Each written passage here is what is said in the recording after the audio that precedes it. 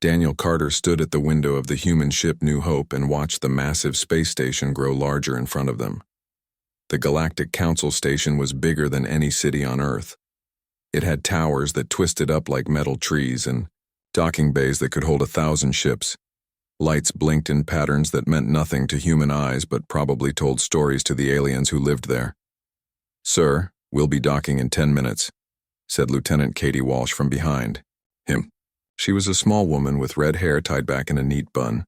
She wore a simple blue uniform with no weapons on her belt, just a medical kit and a water bottle. "Thank you, Katie," Daniel said. He turned away from the window and picked up his old leather briefcase from the table. It was brown and worn with scratches from years of use. Inside were books, papers, and a few photos from home. No weapons, no fancy technology, just things that told stories. Sergeant Ryan Phillips walked into the room. He was tall and had kind eyes. Like Katie, he carried no guns or knives, just basic supplies and a toolkit for fixing things. "The aliens are already talking about us on their news shows," he said. "They think it's funny that we only sent 3 people. Daniel smiled. Let them laugh.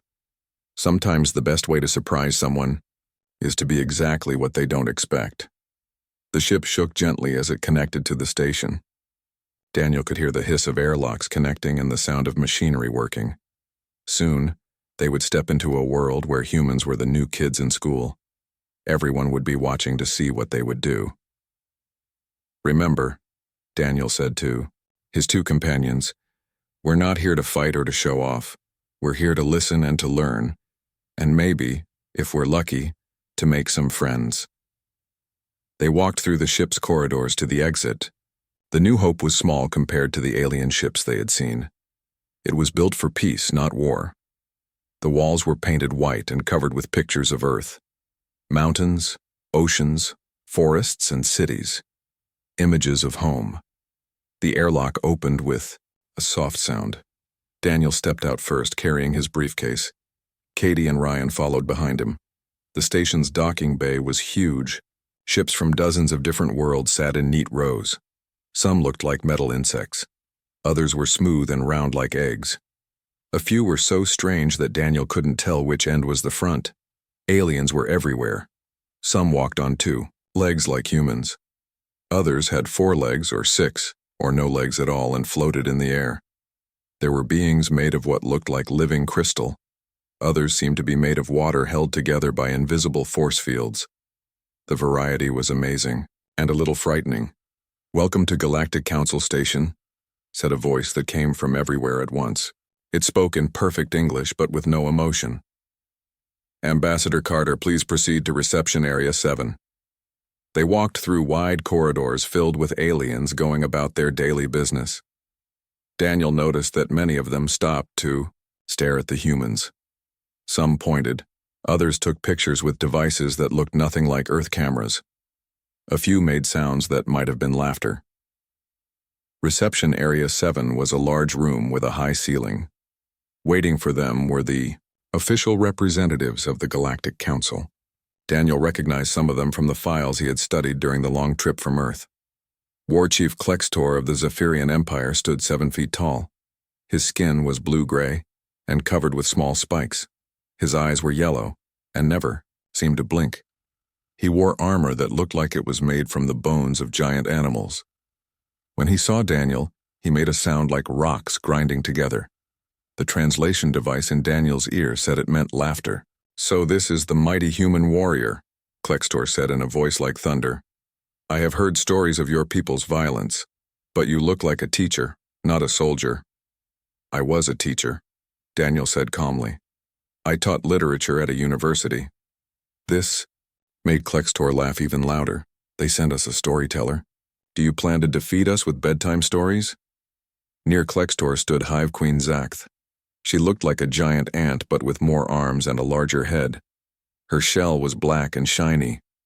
When she was amused, she clicked her mandibles together like someone clicking their tongue. She was clicking now. "Humans are even stranger than we thought," she said. Her voice sounded like music played on broken instruments. "Most species send soldiers or scientists to first contact. You send a book reader. Ambassador Veltar of the Centauri Republic was more polite, but Daniel could see the confusion in his large, dark eyes. The Centauri looked almost human except for their pale blue skin and the fact that they were 8 feet tall. Ambassador Carter, Veltar said, we welcome you to our station, but we must ask, where are your guards, your weapons, your technology demonstrations? Daniel opened his briefcase and pulled out a small book. It was old, and the cover was worn from being read many times. I brought these, he said, holding up the book. Stories from my world. I thought you might like to hear them. The aliens looked at each other. Then they looked back at Daniel. Then they started laughing. Not just Klextor this time, but all of them. Even the floating crystal beings made sounds like wind chimes in a storm. Stories, Klextor roared. He brought us stories. Wait until the galaxy hears about this. The humans sent a librarian to represent their entire species. Daniel didn't get angry. He had expected this reaction. He simply smiled and put the book back in his briefcase. Every species has stories, he said. I'd like to hear some of yours, if you're willing to share them. The laughter stopped for a moment. The aliens looked confused. No one had ever asked them to share their stories before. In the galaxy, first contact was usually about showing strength, or making threats, or proving how advanced your technology was. No one just asked to hear about your grandmother's favorite song or the legend of your people's greatest hero. We will consider your request, Veltar said slowly. But first, we must complete the formal procedures. You will be given temporary quarters and a provisional membership status. The council will decide your final status after a review period. How long is the review period? Katie asked. 1 standard galactic month, Veltar replied. We expect most species to withdraw their application by then. Why? Daniel asked. Because, Klextor said with another grinding laugh, most species realize they're not ready to play with the big children. Daniel nodded. We'll see, he said quietly. As they were led to their quarters, Daniel could hear the aliens still talking about them. Words like naive and foolish and entertaining followed them down the corridors. But Daniel wasn't worried. He knew something the aliens didn't know yet.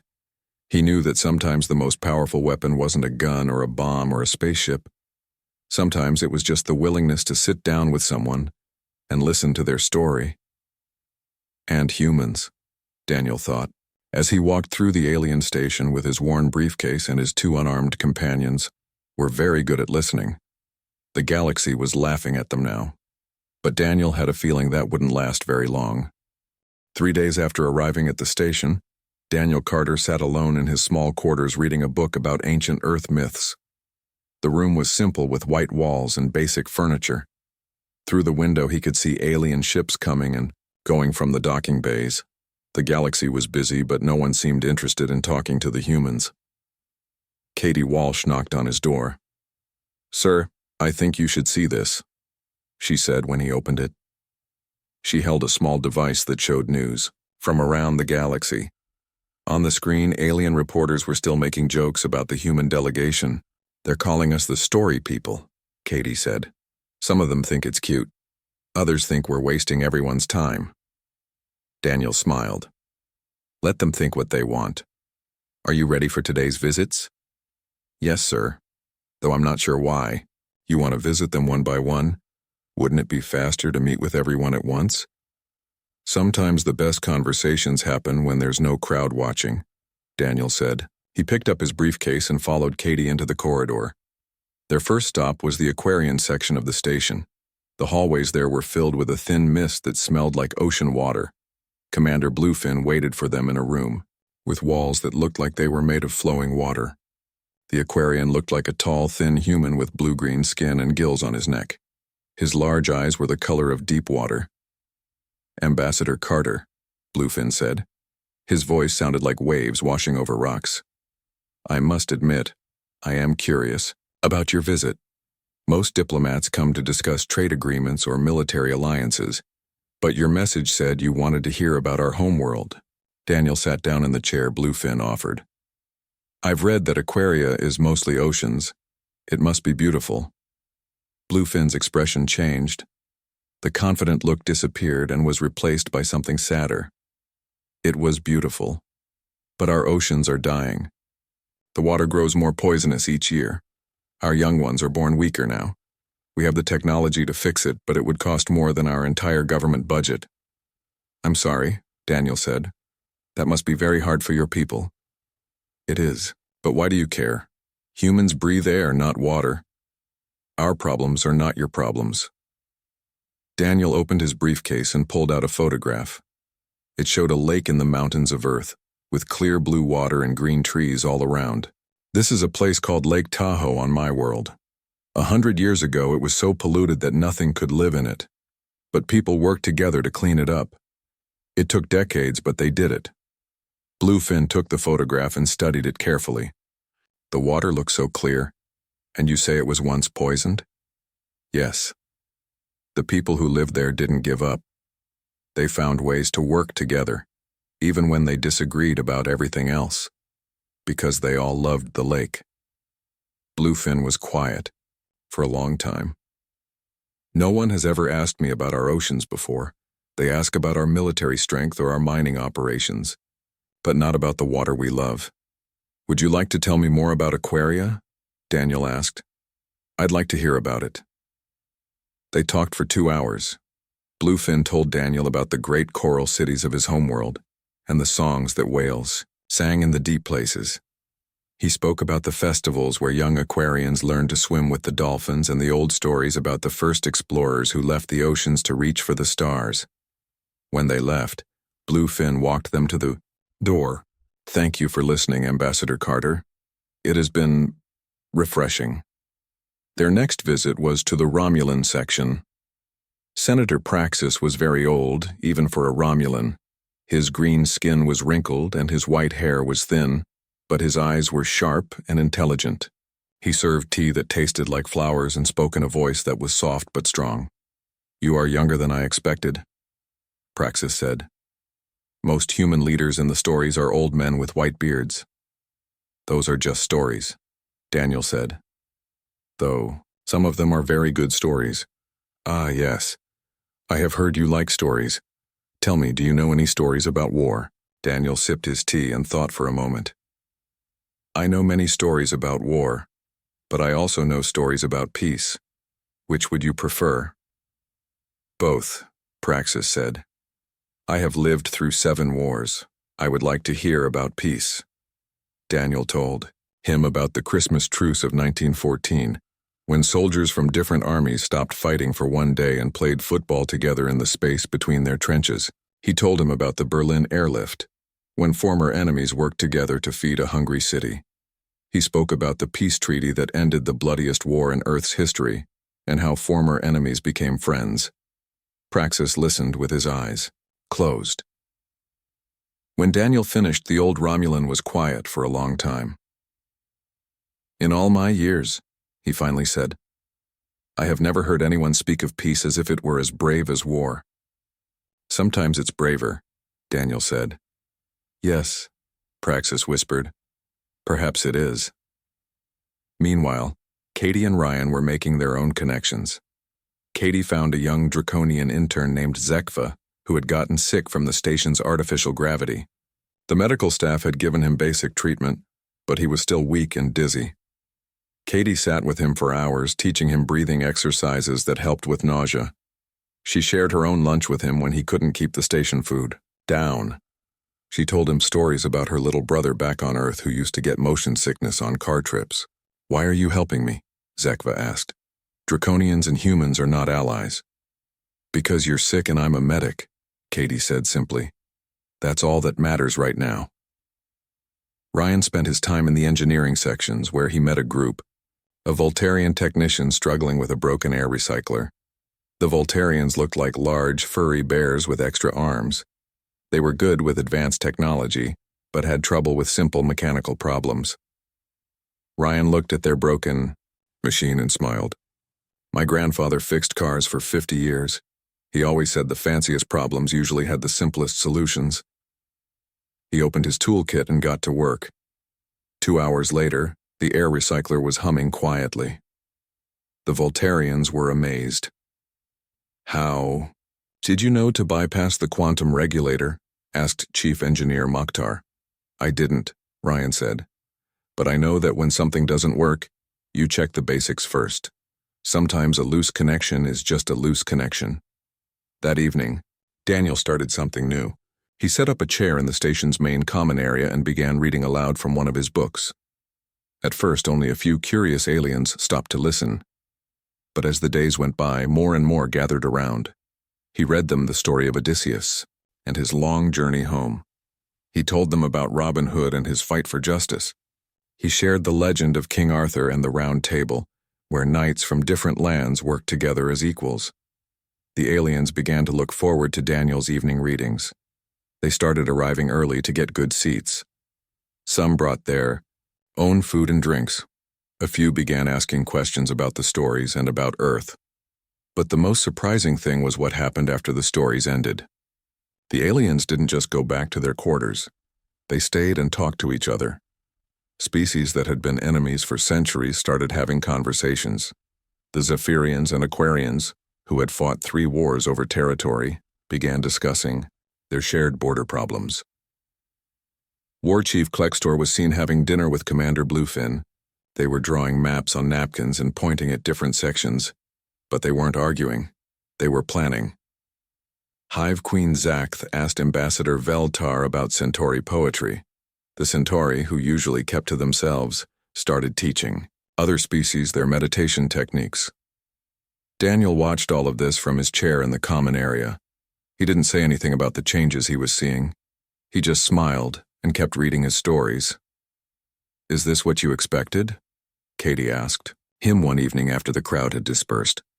I hoped for it, Daniel said. Stories have a way of reminding us that we're all more alike than we are different. Everyone has fears and dreams and people they love. Everyone wants to be understood. The galaxy is still laughing at us, Ryan pointed out. For now, Daniel said. But I think that's about to change. He was right. Change was coming to the galaxy, and it would arrive sooner than anyone expected. The alarm bells began ringing at 3 a.m, station time. Daniel Carter woke up to flashing red lights and the sound of emergency announcements in a dozen different languages. He put on his clothes quickly and rushed to the main communication center with Katie and Ryan close behind him. The center was chaos. Aliens were running in all directions, shouting orders and asking questions. The large viewing screen showed pictures of destruction, twisted metal, floating debris, and the dark emptiness of space where something important used to be. What happened? Daniel asked Ambassador Veltar, who was standing near the main control panel. The tall Centauri's face was pale with shock. The neutral mining station at Kepler 7, Veltar said. His voice shook with anger and fear. The Draconian Empire attacked it without warning. 300 beings are dead. Miners, traders, families. All innocent people. On the screens, Daniel could see rescue ships pulling survivors from the wreckage. The mining station had been home to people from many different species. Now it was gone, destroyed by Draconian warships in less than an hour. War Chief Klextor stomped into the room, his heavy boots making the floor shake. His yellow eyes burned with rage. This is war, he shouted. The Draconians have killed our people. We must strike back immediately. Yes, agreed several other alien leaders. Blood for blood. Commander Bluefin's gills flapped with emotion. My people had 17 workers on that station. 17 families will never see their loved ones again. The Draconians must pay. Even the usually calm Hive Queen Zakth was clicking her mandibles so fast it sounded like machine gun fire. The Hive lost 12 drones. This attack cannot go unanswered. Daniel watched the chaos around him. Every species was calling for war. Some wanted to attack Draconian space immediately. Others wanted to destroy their trade routes. The Aquarians were talking about flooding Draconian colonies. The Zephyrians wanted to challenge their fleet to open battle. We could end this quickly, Klextor said, pointing at the tactical displays. The Draconian fleet is spread thin across 3 sectors. If we attack now together, we could crush them before they know what hit them." "What about the innocent Draconians?" asked Senator Praxis. "The ones who had nothing to do with this attack." "In war, innocents always die," Klextor replied coldly. "That is the price of their leaders' actions." Daniel felt sick listening to the war plans. He thought about all the conversations he had had over the past weeks, all the stories shared, all the friendships beginning to form. Now it might all be destroyed because of one terrible act. "I request permission to address the council," Daniel said loudly. The room fell silent. Everyone turned to look at the human with his worn briefcase and simple clothes. Some of the aliens looked annoyed. Others seemed curious about what the storyteller would say at a time like this. "This is not the time for stories, human," Klextor growled. "This is the time for action." "All I ask is 12 minutes, Daniel said. "If you don't like what I have to say, you can ignore it and do whatever you think is best." Ambassador Veltar looked around the room. "Very well, the council will hear Ambassador Carter, but make it quick. Every moment we wait, the Draconians grow stronger." Daniel walked to the center of the room. He didn't carry notes or a speech. He just stood there for a moment looking at all the angry faces around him. Then he began to talk. "I want to tell you about a man named Kevin Martinez," Daniel said. Kevin was a firefighter in a city called Phoenix. He saved people from burning buildings for 15 years. He was good at his job and loved by everyone who knew him. "Get to the point," Klextor interrupted. "Kevin lived in a neighborhood where different types of humans didn't always get along," Daniel continued. "Some had light skin, some had dark skin. Some spoke English, others spoke Spanish. Sometimes they fought about jobs or money or whose children could play in which parks. The aliens were listening now, though some still looked impatient. One day, a man named Carlos attacked Kevin outside a grocery store. Carlos was angry because he thought Kevin had taken a job that should have gone to someone like Carlos. He hit Kevin with a metal pipe and broke his arm. Kevin could have pressed charges. He could have hated Carlos and everyone who looked like him." Daniel paused and looked around the room. But Kevin didn't do that. Instead, he went to Carlos and asked why he was so angry. They talked. Kevin learned that Carlos had been out of work for 6 months and was scared his family would lose their home. Kevin helped Carlos find a job at the fire department. "What does this have to do with the Draconians?" asked Hive Queen Zaketh. 2 years later, there was a fire at the elementary school, Daniel said. A big fire that trapped dozens of children inside. Kevin ran into the burning building again and again, carrying out as many children as he could. On his last trip, the roof collapsed. The room was completely quiet now. Even the emergency alarms seemed softer. "Kevin died that day," Daniel said softly. "But he saved 23 children, and one of those children was Carlos's son. The same Carlos who had attacked him 2 years before." Daniel opened his briefcase and pulled out a newspaper clipping. The paper was yellow with age. "This is from the Phoenix Herald. The headline says, 'Hero Firefighter Dies Saving Lives.' But the story isn't just about Kevin's death. It's about what happened after." He held up the newspaper so everyone could see the picture. It showed hundreds of people at a funeral, people of all different colors and backgrounds standing together. "Carlos spoke at Kevin's funeral," Daniel continued. "He told everyone how Kevin had changed his life, how one act of kindness had turned an enemy into a friend. The whole neighborhood came together to honor Kevin's memory. They started a scholarship fund for children who wanted to become firefighters. They built a new playground where all the kids could play together, regardless of what their parents looked like or what language they spoke at home." Daniel folded the newspaper carefully and put it back in his briefcase. Kevin Martinez could have chosen hate. After Carlos attacked him, he could have spent his energy planning revenge. He could have made Carlos his enemy forever. Instead, he chose to understand. He chose to help. And because of that choice, 23 children lived to grow up and have families of their own. The room was so quiet that Daniel could hear the soft hum of the station's air recyclers. War Chief Klextor was staring at the floor, his massive, Hands, which had been clenched into fists, were now open at his sides. "I know you're all angry," Daniel said. "You have every right to be angry. 300 innocent people died today. That's a tragedy that can never be undone. But you have a choice about what to do with that anger." Commander Bluefin was wiping his eyes with the back of his hand. Daniel had never seen an Aquarian cry before. The tears looked like small drops of ocean water. "You can choose revenge," Daniel continued. "You can kill thousands of Draconians who had nothing to do with this attack. You can start a war that will spread across the galaxy and destroy millions of lives. Or you can choose to be like Kevin Martinez. You can choose to understand why this happened and work to make sure it never happens again." Hive Queen Zakath made a sound Daniel had never heard before. It was soft and sad, like wind blowing through empty spaces. "But how do we honor the dead if we do not punish their killers?" "You honor them," Daniel said, "by making sure no one else has to die the way they did. You honor them by being better than the people who killed them."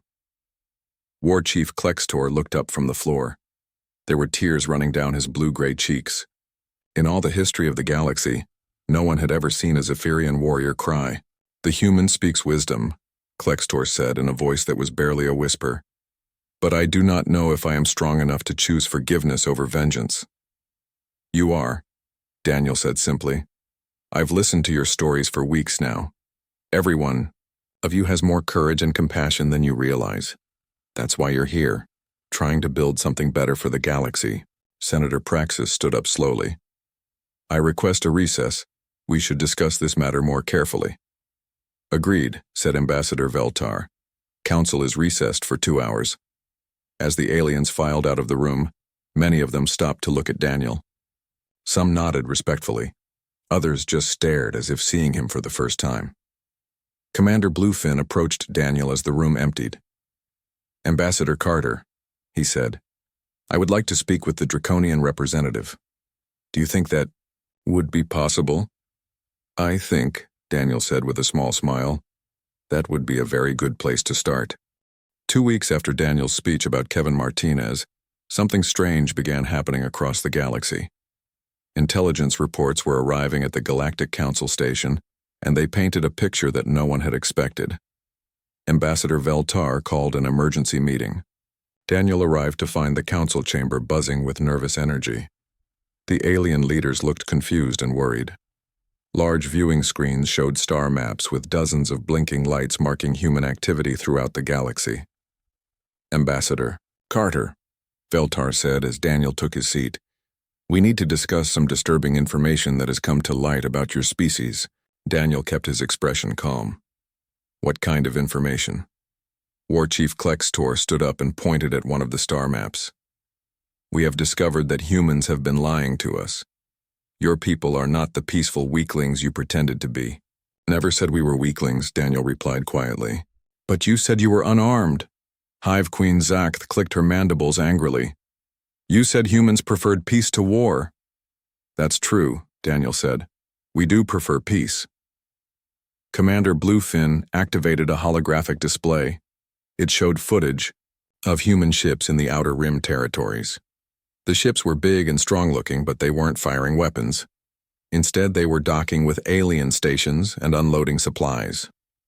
"Our scouts found your ships in the Vega system," Bluefin said. "Dozens of them. They were supposed to be merchant vessels, but our analysis shows they have advanced shields and engines. These are not simple trading ships." "You're right," Daniel said. "They're not just trading ships." "So you admit it," Klextor roared. "You have been preparing for war while pretending to seek peace." Daniel opened his briefcase and pulled out a tablet. He connected it to the room's main display system. "Let me show you what those ships were really doing." The screen filled with a video feed from one of the human vessels. The ship was called the Helping Hand, and its captain was a woman named Lisa Barnes. She was standing on her bridge talking to her crew about their current mission. "All right, everyone," Captain Barnes was saying. "We've got 10,000 Voltarian refugees on Terran 3 who need evacuation before the solar storms hit. The Voltarian. Government can't get ships there in time, so it's up to us." The video showed the crew working quickly to prepare their ship. They removed cargo to make room for people. They set up sleeping areas and medical stations. They loaded extra food and water. These refugees have been waiting for help for 3 weeks. Captain Barnes continued. Some of them are children. Some are elderly. All of them are scared. Our job is to get them to safety. Daniel paused the video. The Helping Hand is one of 50 human ships that were in the Vega system that day. They weren't preparing for war. They were saving lives. He started the video again. This time it showed the ship arriving at Terran 3, a planet being battered by massive solar storms. The human crew worked for 18 hours straight, loading refugees onto their ship. When the ship was full, they flew through dangerous storm conditions to get the refugees to safety. The Voltarian refugees told our people that Captain Barnes and her crew refused payment, Daniel said. They said the humans told them that helping others wasn't a business, it was just the right thing to do. Commander Bluefin looked uncomfortable. But your ships do have weapons. Our sensors detected them. Show them the medical ships, Daniel said to his tablet. New footage appeared on the screen. It showed human vessels docking with alien stations throughout the galaxy. But instead of soldiers or weapons, the ships were unloading doctors and medical supplies. The planet Xerion 2 had a plague outbreak 6 months ago, Daniel explained. Their government asked for help, but the cost of treatment was too high for most species to afford. Humans sent 12 medical ships with volunteer doctors and nurses. They stayed for 4 months and didn't charge anything. The footage showed human medical teams working alongside alien doctors. They were treating patients, teaching new surgical techniques, and helping to build hospitals. Dr. Marcus Webb and his team saved over 50,000 lives on Xerion 2, Daniel continued. When they left, the local government wanted to give them medals. The humans said the only reward they wanted was a promise that Xerion 2 would help other worlds if they ever had a similar crisis. Senator Praxis leaned forward in his chair. These medical missions, how many has your species conducted? In the past year, about 300, Daniel said. We have volunteer medical teams on 47 different worlds right now. 300? Hive Queen Zakth's mandibles stopped clicking. But why? What do you gain from this? We gain friends, Daniel said simply, and the knowledge that we're making the galaxy a better place. The screen changed again, showing more human activities. Ships delivering food to hungry colonies, engineers helping to repair damaged space stations, teachers setting up schools on frontier worlds. The intelligence reports we've been receiving, Veltar said slowly, they show human activity in over 200 star systems. We thought you were building a secret empire. We are building something, Daniel said, but not an empire. We're building a network of friends and allies. Every species we've helped has become our partner, not because we forced them to, but because they wanted to. War Chief Klextor was staring at the screen with amazement. The planet Korath 5, that was Zephyrian territory until the asteroid impact made it uninhabitable. You're saying humans helped evacuate our people? Captain Tony Richards and the rescue ship New Dawn, Daniel confirmed. They pulled 8,000 Zephyrians off that planet before the atmosphere collapsed. Your military couldn't get there in time because of the ion storms. Human ships have better storm shielding. I remember that evacuation, Klextor said quietly. Our people said mysterious ships appeared and saved them. We never knew they were human vessels. Why didn't you tell us? Bluefin asked. Why keep it secret? Because we weren't doing it for recognition, Daniel replied. We were doing it because it was right. When someone needs help, you help them. You don't ask for credit or payment. You just help. The room fell silent as the aliens processed this information. Everything they thought they knew about humans was changing. So when you said you were unarmed, Senator Praxis said, you meant you came here without weapons, not that your species was defenseless. Exactly, Daniel said. We could have come here with a battle fleet. We could have demanded membership in the council by force. But that's not who we are. We wanted to earn our place by showing you what we could offer. And what you offer, Veltar said slowly, is friendship. Among other things, Daniel said. We also offer medical expertise, engineering skills, and yes, military support if it's needed to protect innocent people. But we prefer to solve problems without violence when possible. Hive Queen's act made the soft sound she had learned meant thoughtfulness. The galaxy has never seen anything like this. Most species join the council to gain power or protect themselves. You join to help others.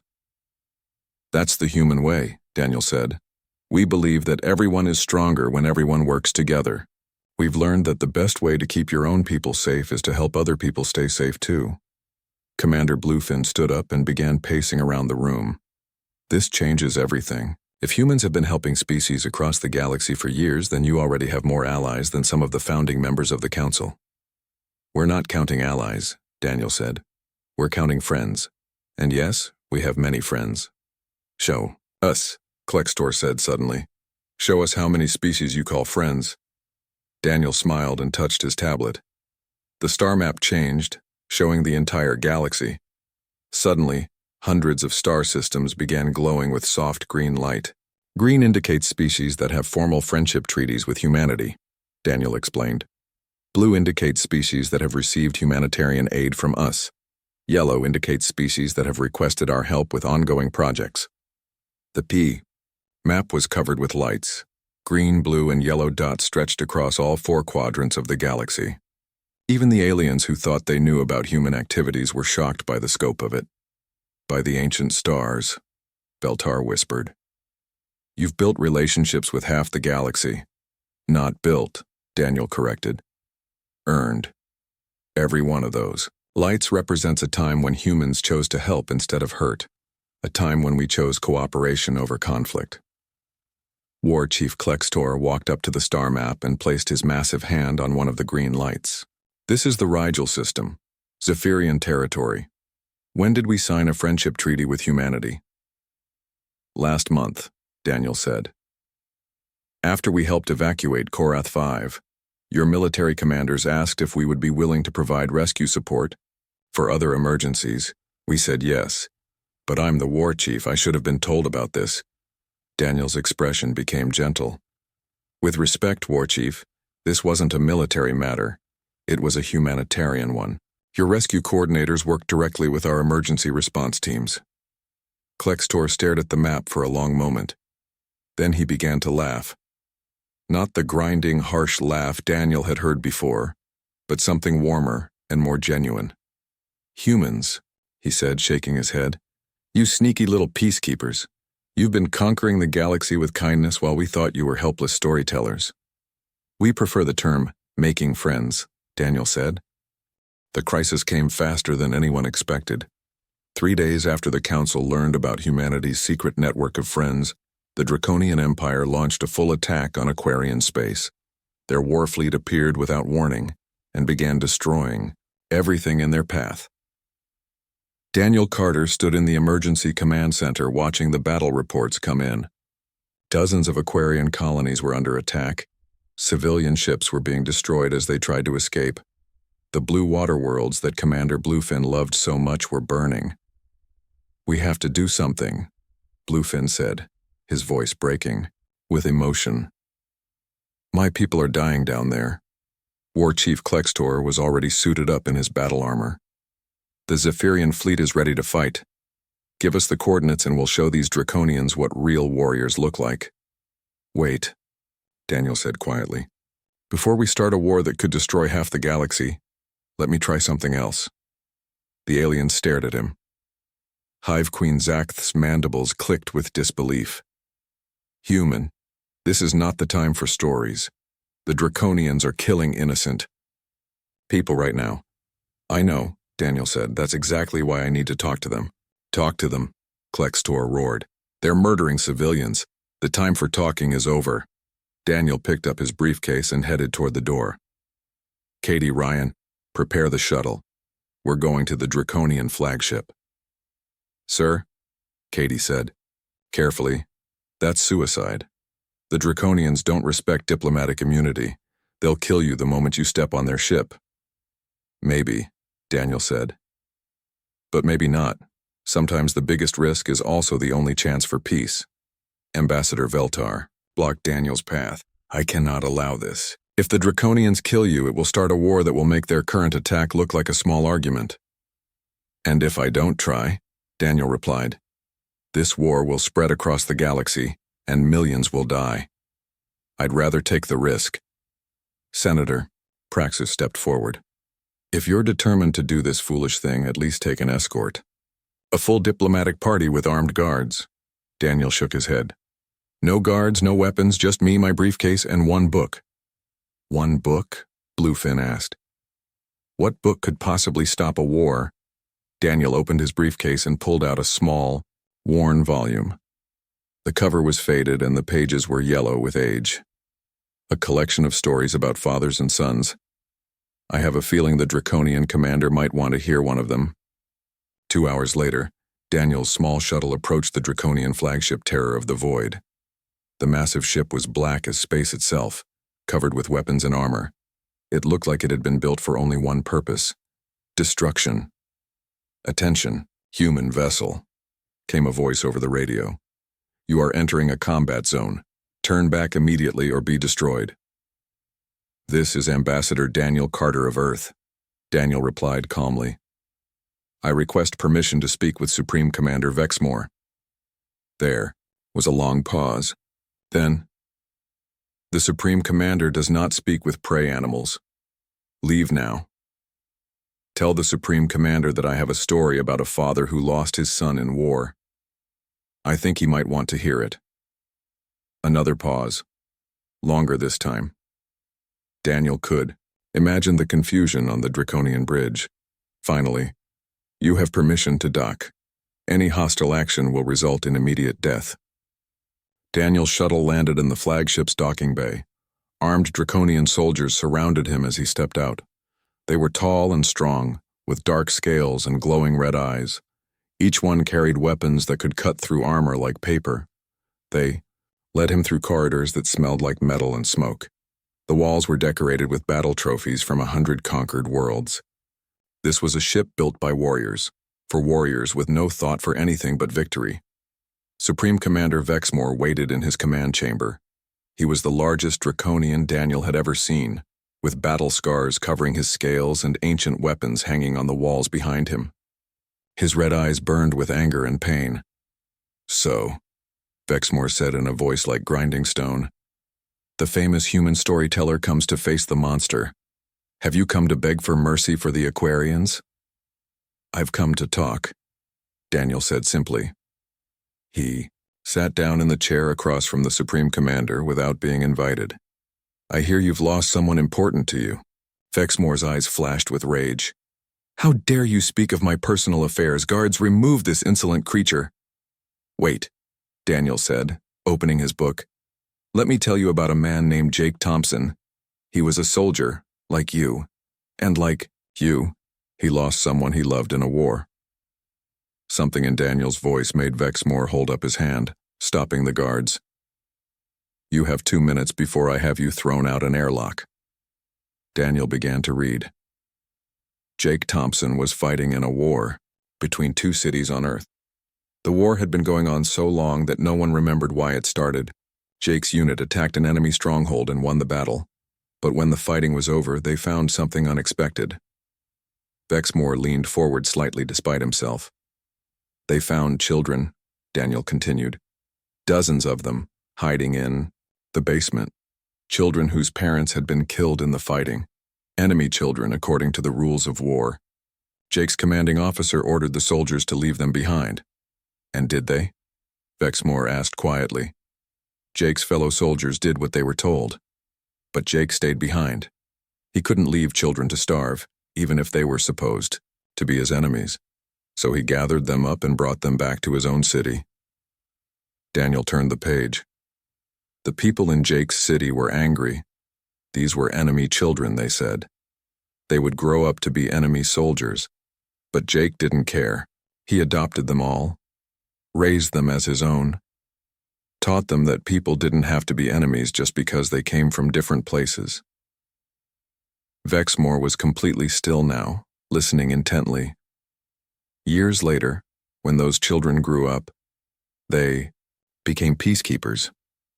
They used their knowledge of both sides to end the war that had taken their parents.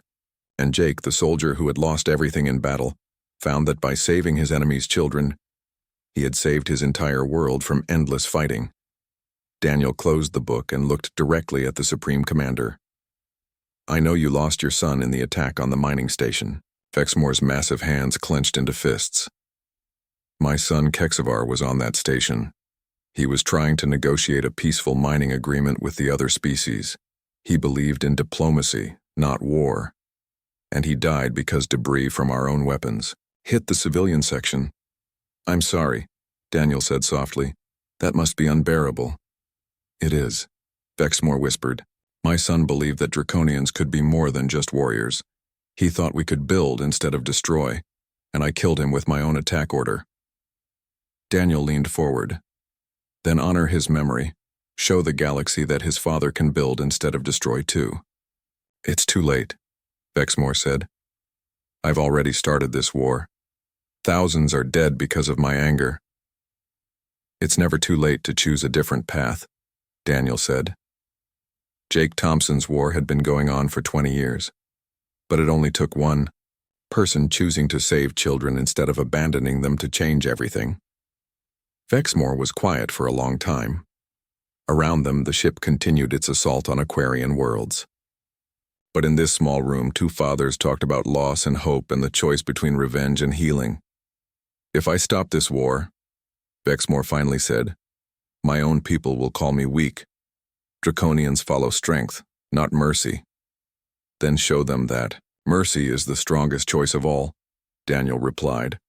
Show them that it takes more courage to stop fighting than to keep fighting. The Supreme Commander stood up and walked to the viewing window. Outside, his fleet was destroying everything in sight. How do I stop this? How do I undo what I've started? The same way Jake Thompson did, Daniel said.